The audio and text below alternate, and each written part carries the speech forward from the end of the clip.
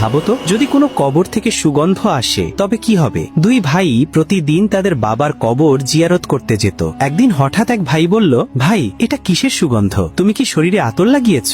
আরেক ভাই অবাক হয়ে বলল, না, আমিও সুগন্ধ পাচ্ছি। তারা ভালো করে চারপাশ দেখলো, সুগন্ধ আসছে পাশের কবর থেকে। দুই ভাই এগিয়ে গেল, দেখলো এক ছেলে সেই কবর পরিষ্কার করছে। তারা জিজ্ঞেস করলো, ভাই এই কবর থেকে সুগন্ধ কেন আসছে? ছেলেটি শান্তভাবে বলল, এটা আমার বাবার কবর। ভাইরা বলল, তোমার বাবা কি কোনো বিশেষ আমল করতেন? ছেলেটি ধীরে ধীরে বলল, আমার বেশি জানা নেই, তবে একটা বিষয় জানি, আমার বাবা কোরআনকে খুব ভালোবাসতেন। সে পড়তে পারতেন না, কিন্তু প্রতিদিন কোরআন খুলে তার উপরে আঙুল বুলাতেন ভালোবাসা নিয়ে। এই কথা শুনতেই ভাইদের মনে হলো যেন চোখের সামনে মাটি ফেটে গেল। তারা দেখলো কবরের ভেতরে এক বৃদ্ধ লোক কোরআন তেলাওয়াত করছেন। কবরের ভেতর আলো ঝলমল করছে। বৃদ্ধ লোকটি হাসি মুখে বললেন, বাচ্চা, যে কোরআনের প্রতি ভালোবাসা রাখে, আল্লাহ তার কবরকেও আলোকিত করে দেন।